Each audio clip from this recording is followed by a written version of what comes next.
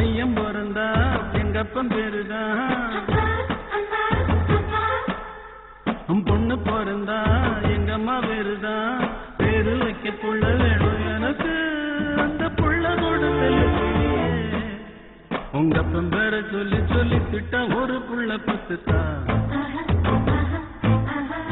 திட்டுகிற அப்பனையும் திட்டுகிற புள்ள பத்துத்தான்.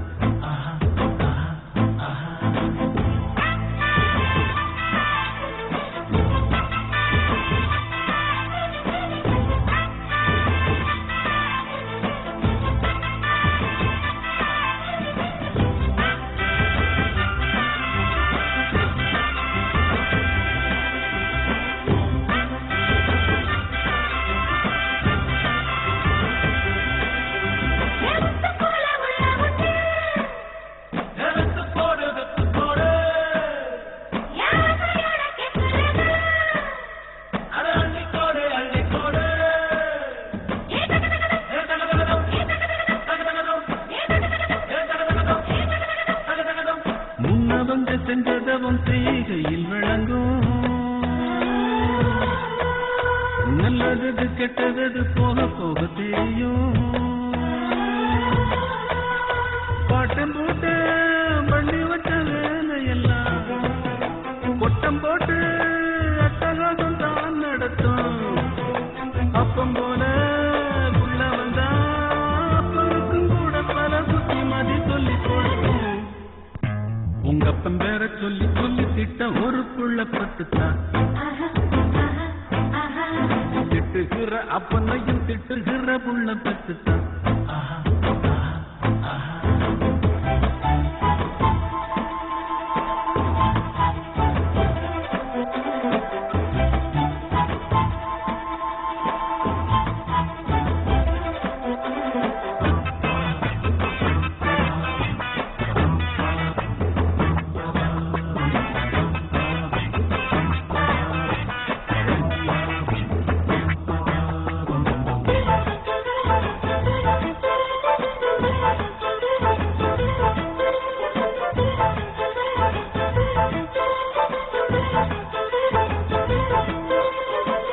தந்த வித்தையெல்லாம் அவனுக்கு பிறகும்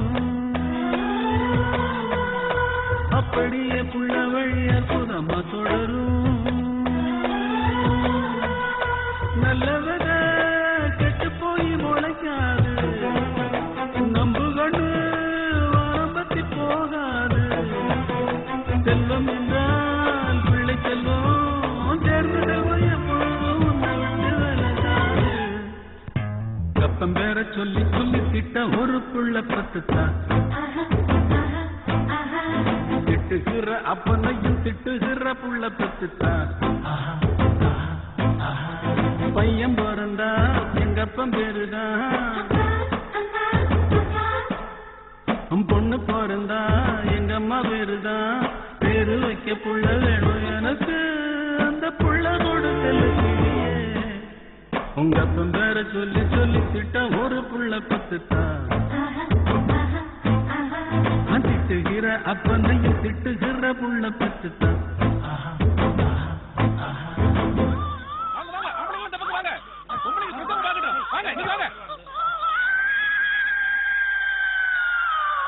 யாருடைய சொத்தம் அவ திருவிழாவில், எவங்கிட்ட பத்திரம் இருக்கோ அவனும் திருவிழாவில். திருவிழாவுக்கு போனவா திரும்பி வரவே கூடாது. என்ன நம்புங்க முதலாளி, நீங்க தைரியமா திரும்பி இன்னைக்கே ஊருக்கு போங்க. அவ திரும்பி வரமாட்டா, வரவும் விட மாட்டேன். அவ்வளவு பெரிய திருவிழா கூட்டத்துல அவங்க 2 பேர் மேலதான் என் கண்ணு இருக்கும். அவங்கிட்ட இருக்கிற அந்த பத்திரம் அவகிட்ட போக விட மாட்டேன். சரியான நேரத்துல கௌரிக்கு நான் போன் பண்ணுவேன். ஒரு அதிர்ச்சியான செய்தியை நான் சொல்லுவேன். நான் சொல்றது அத்தனையும் பொய் தான்.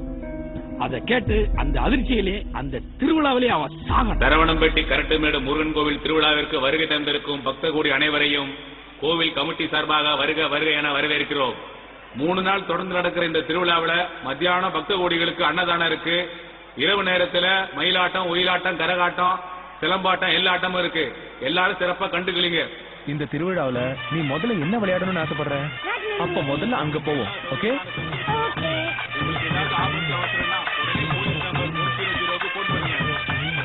பாதுகாப்பு தான் எங்களுக்கு முக்கியம். முதல் திருவிழால ஆசைப்பட்டு இங்க வந்து நின்னாச்சு. அதனால நம்ம விளையாடிட்டே போலாம். எங்க இந்த தூரியோட ஓனர் நீங்க தானே? தூரியுடைய ஓனர் நான் தான். ஆமா, உனக்கு என்ன வேணும்? குழந்தைய தூரியில ஏத்தணும். இந்த பார், தூரிக்குன்னு ஒரு சட்டம் இருக்குது. அதாவது பிரைம் மினிஸ்டர் நேரா வந்து ரெக்கமெண்டேஷன் லெட்டர் கொடுத்தாலும் இங்க செல்லாது. புரிஞ்சுதா? போ, கியூ நின்னு போ. என் குழந்தைக்கு கால் வலிக்கும். ஏன் அந்த குழந்தைகளுக்கு கால் வலிக்கதா? அந்த குழந்தைகள் காலே இல்லன்னு முடிவு வேண்டியா? போயா. திருவிழால இவ்வளவு கூட்டத்துல இந்த ஆளை எங்கேன்னு கண்டுபிடிக்கிறது? வாரத்துக்கு ஒரு நாள் ரேஷன் கடையில் கியூ நிக்கிறானுங்க, இங்க கியூ நிக்க மாட்டானுங்களா? டே பழனி, என்ன வாங்க பேலன்ஸ் பண்ணணும். கலவி வைக்கிறேன். எத்தனை வருஷமா வேலை செய்யற? ஊழிய மட்டும் கரெக்டா வாங்க. வேலை செஞ்சுட்டு அதை கூட வாங்க கூடாதா? சார், பேலன்ஸ்க்காக கல்லு வைக்கிறீங்கல்ல, அதுக்கு பதிலா என் குழந்தைய உட்கார வைக்கலாம். யோ, உன் குழந்தை இந்த கல்லு ஒண்ணு நினைச்சியா? உன் குழந்தைக்கு என்ன வயசு? 5. இது பூமிக்கு வந்து 5 வருஷம் தான் ஆகுது. ஆனா இந்த கல்லு 35 வருஷமா என்னோட சுத்திட்டு இருக்குது. ஆமா, எந்த ஊர் நீ? பழையூர். பழையூர்னா? பழையூர் பழையூர் பக்கத்துல பாப்பநாயக்கன் பாளையம். அட பண்ணாட, பாப்பநாயக்கன் பாளையமா? டேய், இத்தோட என் தொழில அழிஞ்சே போனாலும் சரி, இந்த குழந்தைய நான் தூரில ஏத்தவே மாட்டேன்டா. ஏங்க? டேய், அந்த ஊர் பொண்ணு தாண்டா நான் கட்டினேன். தினமும் அவளோட ஓரியாடி இப்ப கடைசியில தூரி ஆட்டிட்டு இருக்கிறேன்டா. காணுமே. எங்க தூரி எங்க நிறுத்திட்டீங்க? எனக்காக இல்லைனாலும் மத்தவங்களுக்காகவாவது தூரி ஓட்டலாம்ல. பாப்பநாயகம் பாலியோன்னு ஊர் பேர் சொன்னதுக்காக தூரிய நிறுத்தலாமா? உங்களை நம்பிதான் என் குழந்தைய தூரியில ஏத்துறேன். ஏத்துறான் அவளை, ஏத்துறான். பாத்து பத்திரமா பிடிச்சிக்க.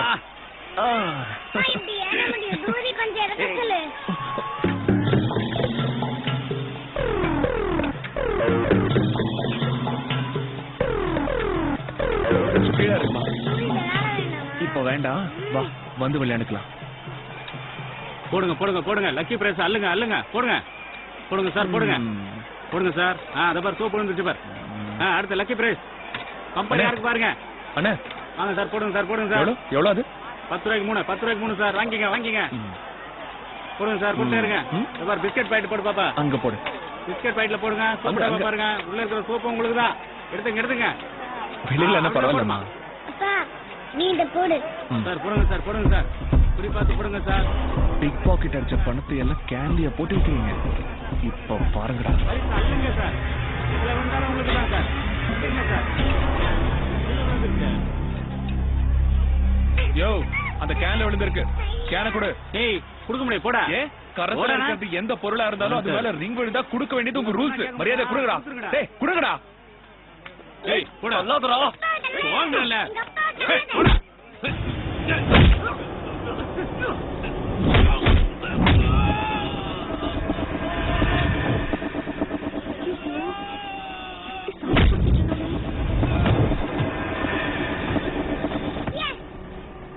விளங்குடா.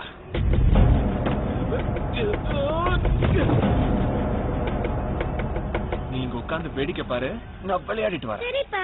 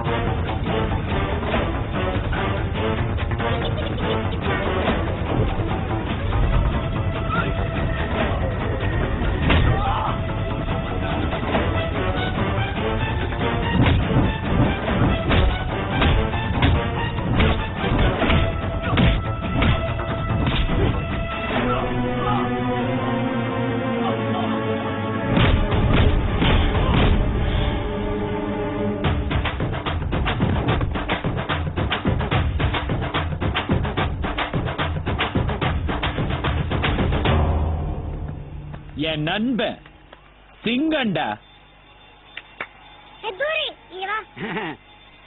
என்ன மணி கூப்பிட்டீங்களா? என்னங்க? எனக்காக இந்த தூரி ஓடுமா ஓடாதா? இல்லைங்க, இனிமேல் பாப்பநாயக்கம்பாளையத்துக்காருக்கு மட்டும் இந்த தூரி ஓடுமுங்க. ஏன்னா அடி அப்படிங்க. அம்மா வாங்க, ஐயா வாங்க, குழந்தைகள் வாங்க, திருவாக்கு வந்தவங்க வாங்க.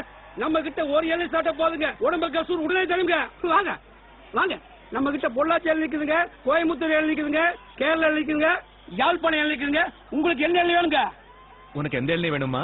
தலைக்கு மேல வழுக்கி இருக்கே, அந்த இளநீ வேணும். அதானே, நான் சீவி தரேன். எதுக்கு ஓடுறான் இவ்வளா? இவனா? யாரு கிடைச்சாலும் ஒரே சீவு மதுரை மாதிரி கையில அருவாளோட நிக்கிறானே, இவன் கிட்ட எப்படி ஃபைல கேக்குறது? கௌரி, கூட்டி இருந்தவன் மில்லு கேட்ட தந்துதான் இப்ப நான் உள்ள போய்கிட்டு இருக்கேன். ஜட்ஜ்மெண்ட் காப்பியில நீ கையெழுத்து வாங்கினாலதான் தீர்ப்பு எனக்கு சாதகம் ஆயிடுச்சு. கேட்டு சத்தம் கேக்குதா? நீ எனக்கு வேட்டு வைக்க நினைச்ச, நான் உனக்கு வேட்டு வச்சேன் பாத்தியா? ஜட்ஜ்மெண்ட்டையும் கொஞ்சம் கேளு. கோவை சிங்கநல்லூரில் இருக்கும் பாலசுப்ரமணியம் மில்லின் வாரிசுதாரராகிய கௌரி என்பவருக்கு சொந்தமான 100 கோடி ரூபாய் சொத்தை மேற்படி கௌரி என்பவர் இந்த கோர்ட்டில் ஆஜராகி சான்றிதழ்களை ஒப்படைக்காத காரணத்தினால் கௌரி மேல் வழக்கு பதிவு செய்த எம்எல்ஏ சங்கரலிங்கம் என்பவருக்கு வழங்க வேண்டும் என்று இந்த நீதிமன்றம் உத்தரவிடுகிறது.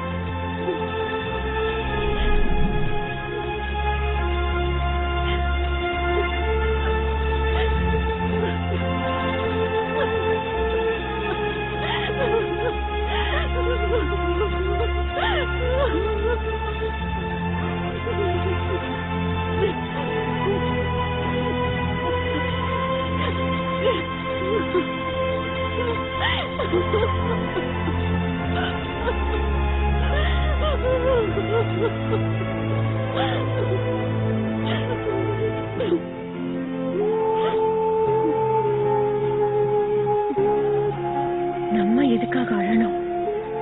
அவனை அழ வைக்கணும்.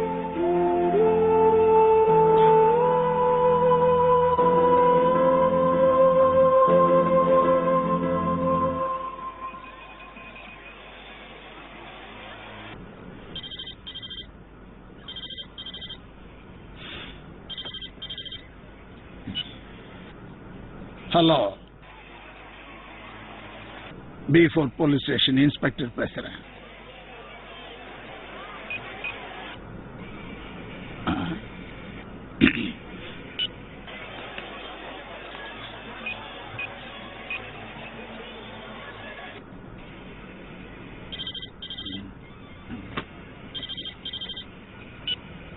ஹலோ ஹலோ, போனை போட்டுட்டு பேசாம இருந்தா எப்படி? பிரச்சனை என்னன்னு சொல்லுங்க, அப்பதானே தீர்த்து வைக்க முடியும். ஹலோ,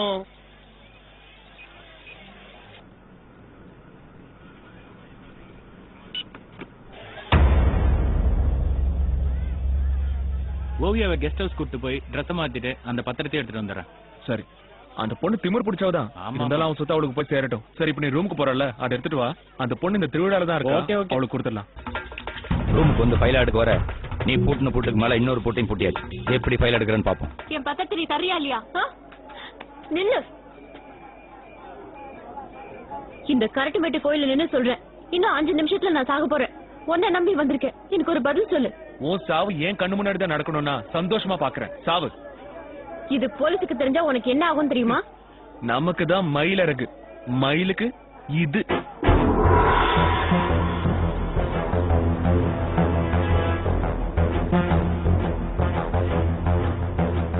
இது பாரு, குழந்தைனா உனக்கு உயிர். அதனாலதான் நீ என்னோட ஆமா, என் குழந்தைக்கு உயிர் தான். குழந்தை குழந்தை குழந்தை இருந்தா என் வாழ்க்கை என்ன வருது? இப்ப என்ன தகராறு பண்ண வந்திருக்கியா? இது பாரு, என்ன நீ கொலை பண்ணாலும் பரவாயில்ல, எனக்கு நீ வேணும். இப்பவே நீ என் கூட வரணும். இல்லன்னா இப்பவே இந்த நிமிஷமே நான் தற்கொலை பண்ணிக்குவேன். இப்படி பேசுற எவ்வளவுமே சாக மாட்டான். என்னோட முடிவான ஆசை நீ சாகணும். இப்பவாவது நிறைவேத்து. இத பாரு, நான் சொல்ல வேண்டியதெல்லாம் சொல்லி முடிச்சிட்டேன். இப்ப கடைசியா நீ என்ன சொல்ற? சாவு. கரட்டுமேட்டு கோயில் திருவிழாக்கு இமிடியேட்டா போனீங்கன்னா ஒரு பொண்ணு உசுரை காப்பாத்தலாம். நிச்சயமா அந்த பயலை அரெஸ்ட் பண்ணலாம். அந்த பொண்ணையும் காப்பாத்தலான்றதுக்காக தான் புத்திசாலித்தனமா போன் ஆன் பண்ணி அந்த பயலோட பேசிட்டு இருக்கேன். இமிடியேட்டா புறப்படுங்க, அந்த பயலை தூக்கிட்டு வாங்க.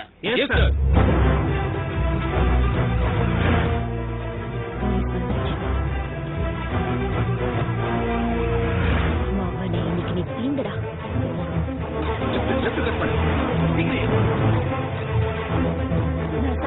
சாகணும்னு இல்ல அந்த பொண்ணு தான் நினைக்கிறேன். பையனும் அவனதான் இருப்பான். நிறுத்தியா?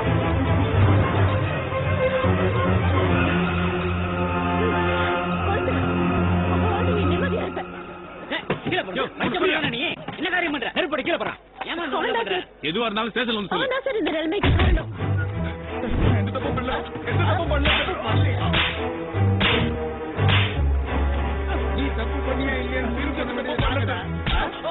உன்னோட வாழ்க்கையில விளையாண்டுட்டு ஒன்னும் தெரியாது. டேப் ஆன் பண்ணு. நம்புங்க சார், நான் இந்த தப்பு பண்ணல. கோயில என்ன சொல்றேன்? இன்னும் 5 நிமிஷத்துல நான் சாக போறேன். உன்னை நம்பி வந்திருக்கேன். எனக்கு ஒரு பதில் சொல்லு. உன் சாவு ஏன் கண்ணு முன்னாடி தான் நடக்கணும்னா சந்தோஷமா பாக்குறேன். சாவு இது போலீஸுக்கு தெரிஞ்சா உனக்கு என்ன ஆகும் தெரியுமா? டேய், கேட்டல உன் குரல. இப்ப என்ன சொல்ற? சார் நாடகம் ஆடுற சார். கூப்பிடுற அந்த பொண்ண வாக்கு முழுக்க சொல்லு. இது பாருங்க, உங்களால நான் எல்லாத்தையுமே இழந்துட்டேன். இப்ப என்கிட்ட இருக்கிறது என் உயிர் ஒண்ணுதான். அதையும் நீங்க ஆசைப்பட்டீங்கன்னா இப்பவே நான் என் உயிரை விட்டுடுறேன்.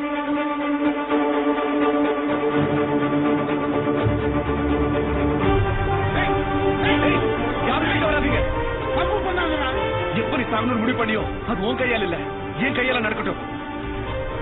என்கிட்டயே விளையாடுறியா? இனிமே நீ விளையாடவே முடியாது. இனி என்ன நடக்கணும்னு முடிவு பண்ண வேண்டியது நீ இல்ல, நான்.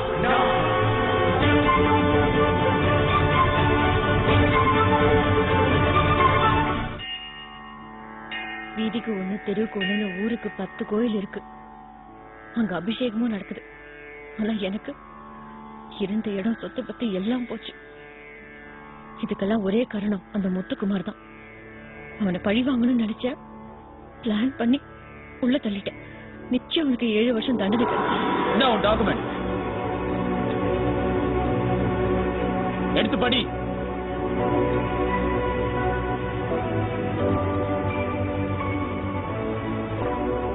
கையெழுத்து போட்ட என்னோட சொத்து பத்திரம். அது எப்படி?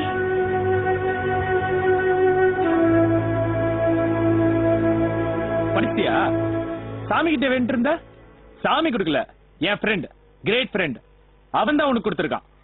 ஜட்ஜி அவனுக்கு தெரிஞ்சவர்ன்றனால என்ன அனுப்பி பத்திரத்துல கையெழுத்து வாங்கிட்டு வர சொல்லி உன்கிட்ட எப்போ தர சொன்னான். நான் தான் உன் திமிரு அடங்கணுன்றதுக்காக இது உன்கிட்ட கொடுக்காம வச்சிருந்தேன்.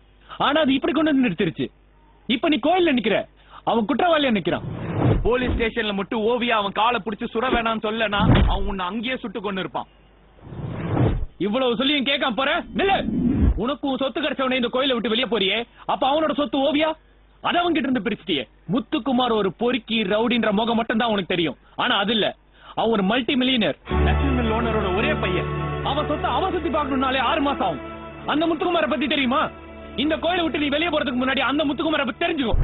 பார்ப்பா முத்து, கோயில்ல அன்னதானம், ஆசிரமத்துக்கு அன்னதானம், அப்புறம் குழந்தைகள் காப்பகத்துல அன்னதானம், இந்த மாற்றுத்திறனாளிகளுக்கு சைக்கிள் கொடுக்கறது, இதெல்லாம் உன் பிறந்த நாள் இன்னைக்கு உன் சார்பில் நாங்க செஞ்சுட்டோம்ப்பா. ஆனா இந்த கேக் வெட்டுறது மட்டும் நீதான்ப்பா செய்யணும். ஊர்ல இருக்கிற மொத்த பெரிய மனுஷங்களும் முத்துக்குமாரோட பிறந்த நாளைக்கு வந்திருந்தாலும் அவன் பிறந்த நாளைக்கு சரியான நேரத்துக்கு போய் சேராததுக்கு ஒரே காரணம், அவன் ஆபீஸ் இருக்கிற இடத்துக்கும் அவன் வீடு இருக்கிற இடத்துக்கும் இடையில ஒரு சிக்னல் இருக்கு. அந்த சிக்னல்ல அவன் தப்பிச்சுட்டானா ஆச்சு. ஒருவேளை மாட்டிக்கிட்டானா 5 நிமிஷமாவது அவன் அங்க நிக்க வேண்டியது வரும். அவன் பிறந்த நாள் அன்னைக்கு எல்லாரும் காத்திருப்பாங்களேன்னு வேகமா சிக்னலை கிராஸ் பண்ணலாம்னு நினைச்சான். ஆனா அதுக்குள்ள ரெட் சிக்னல் விழுந்துச்சு.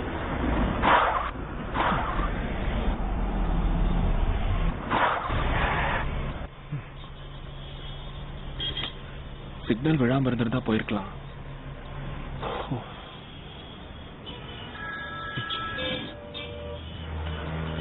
ஹலோ, ஆமா, எக்ஸாக்டா 6 o'clock வந்துருவேன் நானு. வந்தவங்க எல்லாரையும் உட்கார சொல்லுமா, வெயிட் பண்ண சொல்லு, வந்துடுறேன். ஓகே, 6 மணிக்கெல்லாம் வந்துடுறேன்னு சொல்றேன் இல்லம்மா. ஓகே சரி, நான் வந்துடுறேம்மா. ஓகேவா? நீ ஒன்னும் வரி ஆகாதுமா. கேக் வெட்ட டைமுக்கு கரெக்டா வந்துருவேன். கொஞ்சம் டிஸ்டர்ப்டா இருக்கு, கூப்பிடுறேன். ஓகேமா, கூப்பிடுறேன். ஓகே ஓகேமா, நான் அப்புறம் கூப்பிடுறேன். போன வை. சரி, எனக்கு தெரியும், நீ வை, நானே கூப்பிடுறேன். Okay okay. பசிக்குது. பசிக்குது, காசு கொடுங்க. பசிக்குது, பசிக்குது, காசு கொடு. 5 தடவை சாம்பார் ஊத்தியாச்சு, நீ எத்தனை தடவை கேட்ப? காசு கொடுக்க மாட்டியா?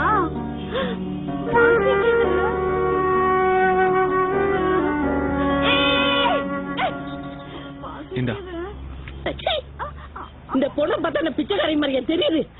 மோத்த நல்லா பாரு, அப்பையா தெரியுது? கார்ல வந்து திமுற பிச்சை போடுறியா?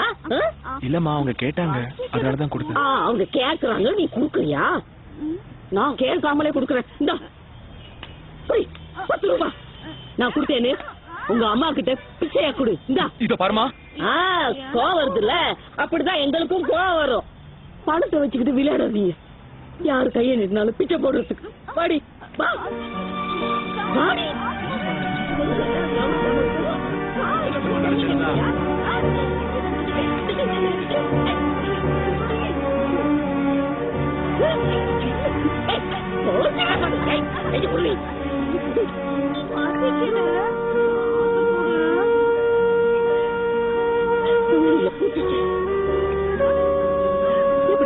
எப்படி போறேன்னு பாக்குறேன்.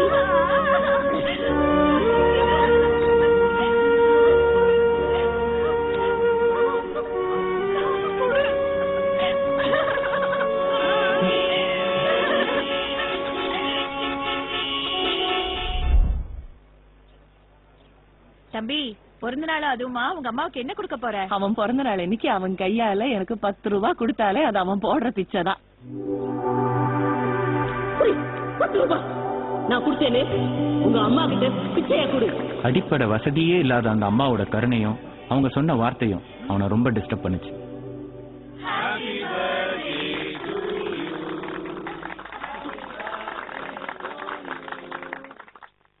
இந்த சம்பவம் நடந்த 6 மாசத்துக்கு அப்புறம் ஆவணி மாசத்துல அவங்க அப்பாவுக்கும் அம்மாவுக்கும் 60ஆம் கல்யாணம். ஆபீஸ்ல சீக்கிரமா வேலையை முடிச்சுட்டு அவன் வேகமா கிளம்பினான். ஏன்னா ஒரு மகனுக்கு அவங்க அப்பா அம்மாவோட 60ஆம் கல்யாணத்தை பார்க்க ரொம்ப கொடுத்து வச்சிருக்கோம். அப்படி ஆசையா கிளம்பின அவன் அதே சிக்னல்ல அதே இடத்துல ரெட் சிக்னல் விழுந்தனால நிக்க வேண்டியது.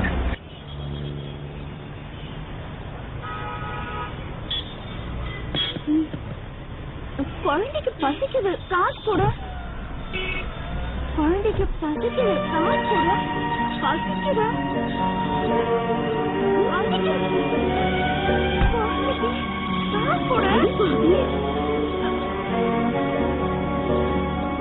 உனக்கு எத்தனை வாட்டி சொல்றது இந்த பொண்ணு பிச்சைக்காரி இல்லன்னு? புரிஞ்சுக்க தெரியல? அறிவில்ல உனக்கு?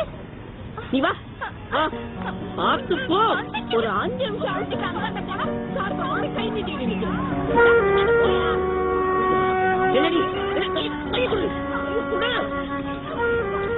கேட்காம திரும்ப திரும்ப போய் நிக்காங்க. அந்த வண்டிய கட்டி போடுறத இங்கே கிடப்ப, இங்கே கிட. நல்லா பூட்டு போடுறேன், எப்படி நகர்றான்னு பாப்போம். நீ குழந்தைக்கு பசிக்குது, காசு கூட.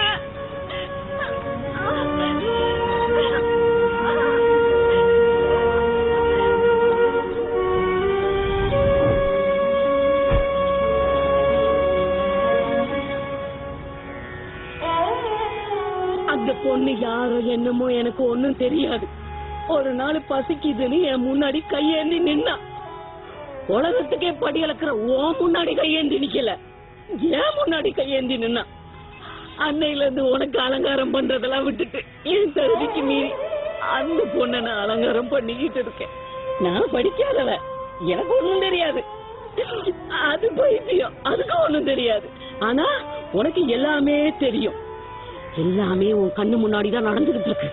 அதுக்கப்புறம் எதுக்கு கண்ணை திறந்துகிட்டு இருக்க? இனிமே நீ கண்ணு திறக்க கூடாது. இனிமே நீ எதையுமே பார்க்க கூடாது. போடுறேன்.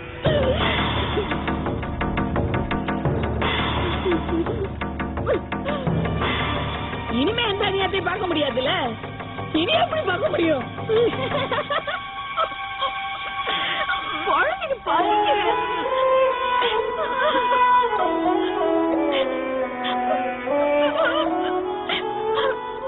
குழந்தைக்கு பசிக்குது.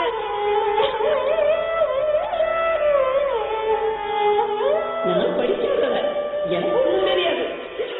அது பைத்தியம், அது ஒண்ணும் தெரியாது. ஆனா உனக்கு எல்லாமே தெரியும். எல்லாமே உன் கண்ணு முன்னாடி தான் நடந்துட்டு இருக்கு. அதுக்கப்புறம் என்ன கணக்கு இருக்க?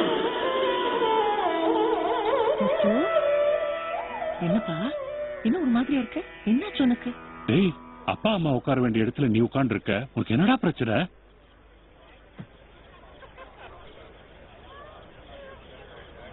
இந்த சம்பவம் நடந்து 3 மாசத்துக்கு அப்புறம் வங்கக்கடலில் மையம் கொண்டிருக்கும் புயல் இன்னும் சில மணி துளிகளில் பலத்த காற்றுடன் கூடிய புயலாக மாறக்கூடும் என்று எச்சரிக்கப்படுகிறது. காற்று பலமாக வீசுவதன் காரணமாக சாலைகளில் ஆங்காங்கே மரங்கள் சாய்ந்து கிடக்கின்றன. மேலும் மின்கம்பங்களும் ஆங்காங்கே விழுந்து கிடப்பதால் யாரும் அதனை தொட வேண்டாம் என்று எச்சரிக்கப்படுகிறார்கள். ஐயோ, என்னங்க இப்படி புயலா அடிக்குது? பொதுமக்களின் நலன் கருதி யாரும் தங்களின் வீடுகளை விட்டு வெளியே வர வேண்டாம் என்று மீண்டும் எச்சரிக்கப்படுகிறார்கள். யாரையும் வீட்டு விட்டு வெளியில வராதீங்கன்னு வேற சொல்றாங்க. புயலால் ஏற்படும் சேதம் வழியில எங்கேயாவது ஜாக்கிரதையா வரணும். ஐயோ, என் பிள்ளைக்கு ஒண்ணு ஆயிடக்கூடாது.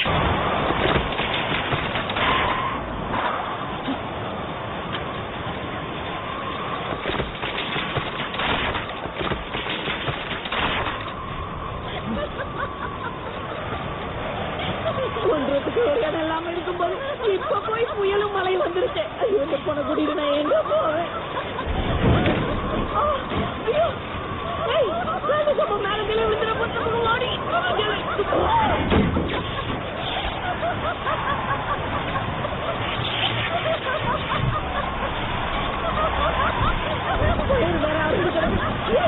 போட்டு வா.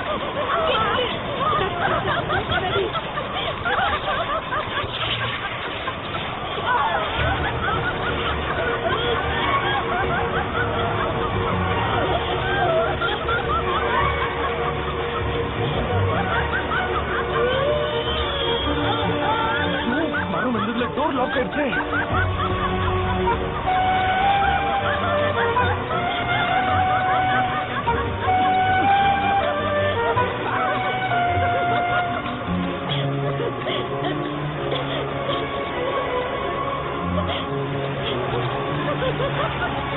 நீ வருவாங்க, நான் வரேன்.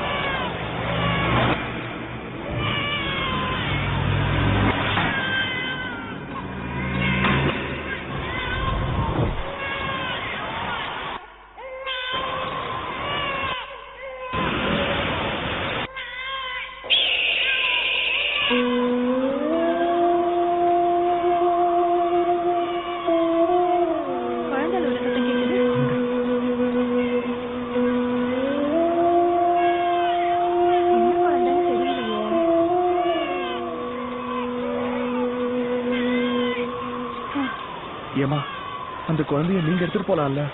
அதே பொட்ட புள்ள நான் எடுத்துட்டு போய் என்ன பண்றது? ஒரு பொண்ணே ஒரு பெண் குழந்தைய வேணான்னு சொன்ன கொடுமைய அன்னைக்குதான் என் ஃப்ரெண்டு சந்திச்சான். அதையே ஒரு வைராக்கியமா எடுத்துட்டு அந்த குழந்தையோட அவன் வீட்டுக்கு போனான். ஊருக்குள்ள அடிச்சது புயல் இல்ல, அவன் வீட்டுல அடிச்சதே அதான் புயல்.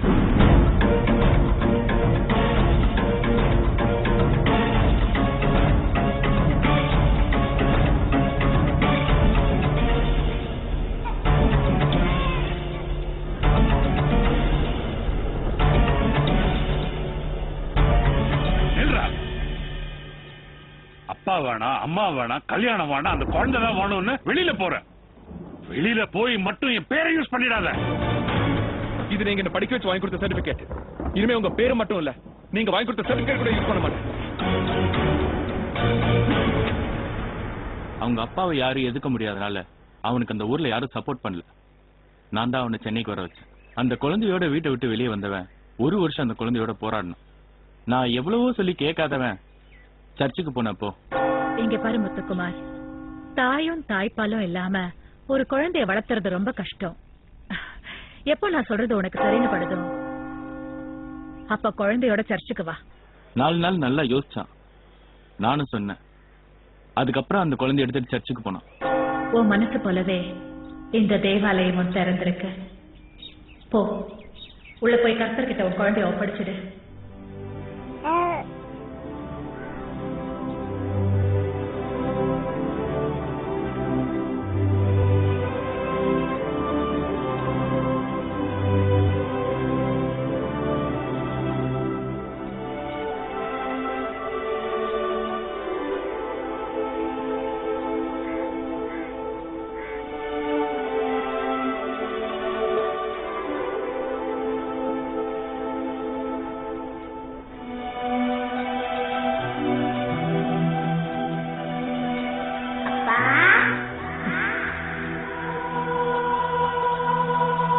முதல்ல அந்த குழந்தை அவன் அப்பான்னு கூப்பிட்ட உடனே இந்த உலகமே அந்த குழந்தை தான் அவன் நினைச்சான்.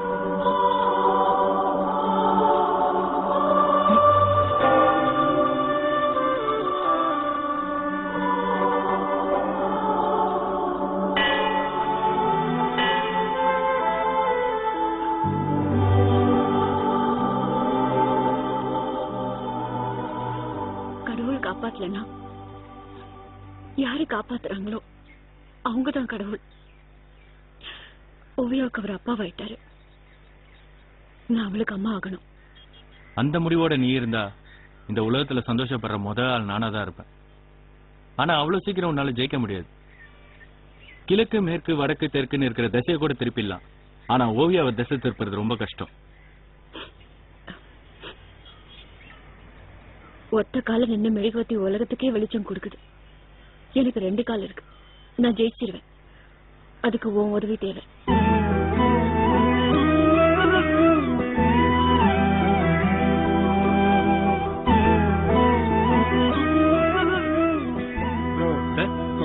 Okay sir.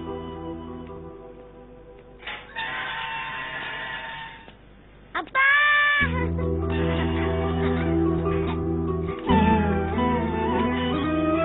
என்னடா என்ன மறைச்சு பாக்க?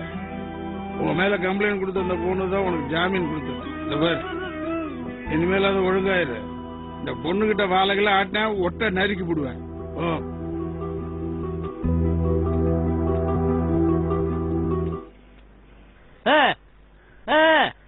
அப்படியா? ஏன் இப்படி விவரம் இல்லாம இருக்கிய? நேரா ஆற்காடு ரோடு வாங்க. வந்துட்டீங்களா? இப்ப வடவள்ளி கோயில தான்னா நம்ம வீடு. ஏன்னா அவ்வளவு பெரிய கோயில போய் எப்படின்னு தாண்டுவாங்க? ஏண்டா ஏன் உங்களுக்கு தான் என்ன பண்ணுது? இப்படியே வாழ்ந்து இப்படியே செத்து கண்ணம்மாப்பேட்டை சுடுகாட்டுக்குள்ள போனாலும் எந்திரிச்சு வந்து கேள்வி கேப்பீங்களாடா? போடா போ. போறேன்னு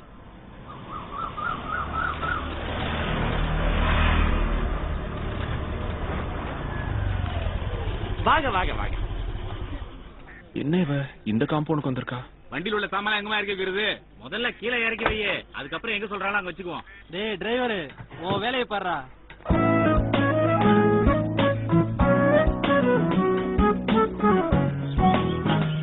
ஐயோ இவ்வளவு நேரம் நிக்கிறீங்களம்மா? உட்காருங்கம்மா உட்காருங்கம்மா. ஏமா கூல் ட்ரிங்க்ஸ் வாங்கிட்டு வரவா இல்ல இளநீ மரத்துல இருந்து வெட்டவா? நீங்க மகராசிமா. நான் கேட்டதை விட எனக்கு அதிகமா பணம் கொடுத்தவங்க. ஏய் சுப்பிரமணி, என்ன இங்க வாயா. நீங்க பெர்மிஷன் கொடுத்தீங்கன்னா என்னன்னு போய் கேட்டு வந்துருவேன். யோ, யாரை கேட்டு இந்த பொண்ணுக்கு வீடு வாடகை கொடுத்த? ஏய் சுப்பிரமணி, அவர்கிட்ட என்ன வெட்டி பேச்சு? இங்க வா. அவன் என்ன, நானே வரேன். அவ்வளவு திமிரா உனக்கு? போலீஸ் ஸ்டேஷன்ல வச்சு உன்னை அடிச்சு கொண்டு இருப்பேன். நீ ஒரு பொண்ணுங்கிறதுனால விட்டுட்டேன். இனி ஒரு நிமிஷம் கூட நீ இந்த காம்பவுண்ட்ல இருக்க கூடாது.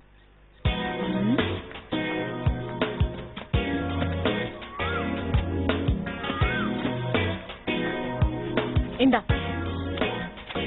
படிச்சு பாரு. என்ன இந்த காம்பவுண்ட் இவன் வேலைக்கு வாங்கியிருக்கா?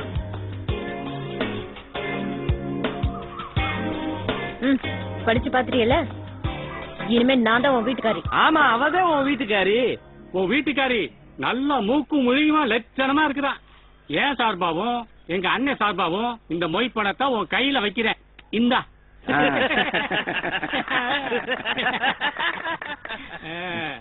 என்ன நடக்குதுங்க? அந்த பொண்ணு என்னடான்னா அவதான் வீட்டுக்காரின் முத்துக்குமார்ட்ட சொல்லிட்டு போறா. முத்துக்குமாரனும் அவளுக்கு தாலி கட்டின மாதிரியும் ஓவியா அவ குழந்தைன்ற மாதிரில சொல்லிட்டு போறா. அவ குழந்தைதான் அங்க இருக்கேனே ஆதாரம். இதுக்கெல்லாம் ஆதாரம் சொல்ல முடியுமா? இங்க பாருப்பா, இந்த வீட்டை அந்த அம்மாவுக்கு வித்துட்டியா? எங்க அப்பா எனக்கு எழுதி வச்ச எனக்கு சொந்தமான வீட்டை ஏன் சுயநலவோட அந்த அம்மாவுக்கு நான் வித்திருக்கேன். இதுல உனக்கு என்ன அதிர்ச்சி? அதிர்ச்சிதான். ஒரு ஹவுஸ் ஓனர் குடியிருக்கிறவனுக்கு தெரியாம வீட்டை வைக்கிறது அயோக்கியத்தனம். நாகரிகமா பேசி பழகுங்கப்பா. ஒரு ஹவுஸ் ஓனருக்கு அவ்வளவு திமிர் இருக்கும் போது குடியிருக்கிற எங்களுக்கு எவ்வளவு திமிர் இருக்கும்? அதானே? அத அவன்கிட்ட சொல்லு. அதானே? அதானே? நக்கலா? மாசானா வீட்டு முன்னாடி வந்து கை ஏந்தி காசு கேக்குற உனக்கே அவ்வளவு திமிர் இருந்தா வாடகை அப்படி தூக்கி போடுற எங்களுக்கு எவ்வளவு திமிர் இருக்கணும்? அப்படி கேள்றா. நான் வரேன்டா. இதெல்லாம் என் நேரம்டா. தமிழ்நாட்டுல ஹவுஸ் ஓனர் 1.5 கோடி பேரு, குடியிருக்கிறவங்க 4.5 கோடி பேரு. நாங்க 4.5 கோடி பேரு ஒன்னா சேர்ந்து யூனியன் ஆரம்பிச்சா முதல்ல கடலு, சீற்றம், அப்புறம் சுனாமி. என் காம்பவுண்டுக்குள்ள சுனாமி எப்படி வருது நான் பாக்குறேன். எவளாவது வீட்டுக்காரின்னு சொல்லிட்டு என்னையும் என் ஃப்ரெண்டையும் இந்த காம்பவுண்ட விட்டு காலி பண்ணலாம்னு நினைச்சீங்க, நாங்க அவங்கள காலி பண்ணிடுவோம். நான் இல்லைங்க.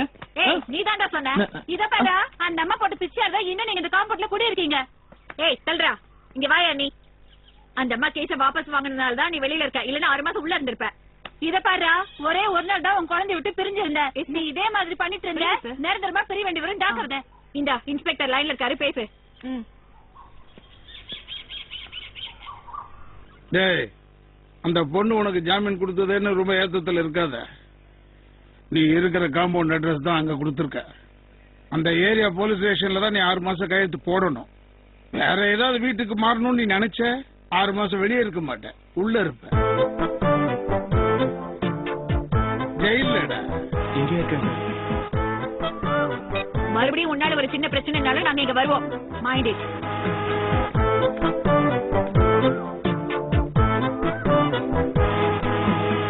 இனிமேல் இந்த காம்பவுண்ட் விட்டு முத்துக்குமார் போக மாட்டான். டன்.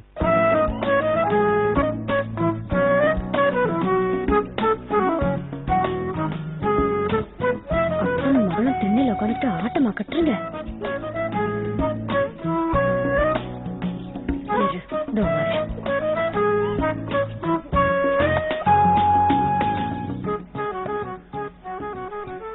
உன்னை கண் தேடுதே உன் எழில் காணவே உள்ளம் நாடுதே. உன்னை கண் தேடுதே உன் எழில் காணவே உள்ளம் நாடுதே. ஊரங்காமலே என் மனம் வாடுதே. உன் எழில் காணவே உள்ளம் நாடுதே. உன்னை கண் தேடுதே உன் எழில் காணவே உள்ளம் நாடுதே. விக்கல் நின்னுடுச்சு. பட்ட இடம் அப்படியே இருக்கட்டும். இத பார், அவனையும் அவன் குழந்தையும் இந்த ஜென்மத்துல தனித்தனியா பார்க்க முடியாது. அப்படி அவனையும் அவன் குழந்தையும் தனித்தனியா பார்க்கணும்னா அவன் அந்த குழந்தைய கொண்டு போய் ஸ்கூல்ல விட்டு திருப்பி கூட்டு வர அந்த ஒரு இடைவேளை மட்டும்தான். அப்படி அவன் ஸ்கூல்ல இருந்து கூட்டிட்டு வந்துட்டானா கங்காரு குட்டியை தூக்கிட்டு சுத்துற மாதிரியே அவன் குழந்தைய தூக்கி வச்சுட்டு சுத்திட்டு இருப்பான். ஓவியா மூலியமா மட்டும்தான் உன்னால முத்துக்குமார நெருங்க முடியும். அதனால ஓவியா படிக்கிற ஸ்கூலுக்கு நீ டீச்சரா போன. நம்ம கிளாஸ்க்கு ஒரு புது டீச்சர் வராங்க. சிரம் இவன் எங்க இங்க வந்தா? Hi Deepika. Hi Surya. Shankari. Hi Priyesha. Hi hi Kavya. Hi Uma. Hi Revathi. Hi Keerthana. Hi Gnanasukanya. Hi Pooja. யா சிரம். Rani. Yes ma'am. Shalini. Yes ma'am. Oviya. Yes ma'am. உன் பேரு காவியாவா? நான் காவியா தானே கூப்பிட்டேன். அப்புறம் நீ எதுக்கு எஸ் மேம் சொன்ன? ஓவியான்னு கூப்பிட்டுதா இல்ல காவியான்னு கூப்பிட்டுதா? ஓவியான்னு தான் கூப்பிட்டு. இன்னைக்குதான் வந்து இன்னைக்கே வெறுப்பேற்றியா? சாப்பிடுற இடத்துல ஆளை காணோம், இங்கேயா வந்து உக்காந்துருக்கு?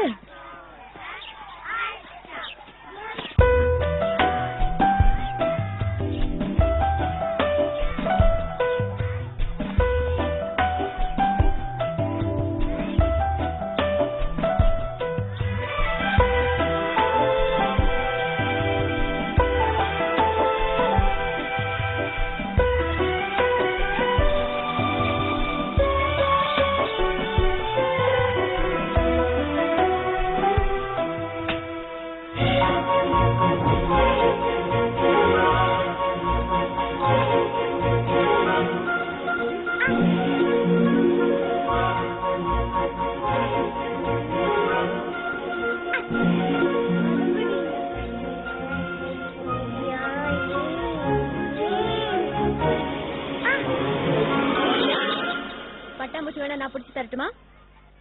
உன் கண்ணை ரெண்டையும் தோண்டி எடுக்கணும்.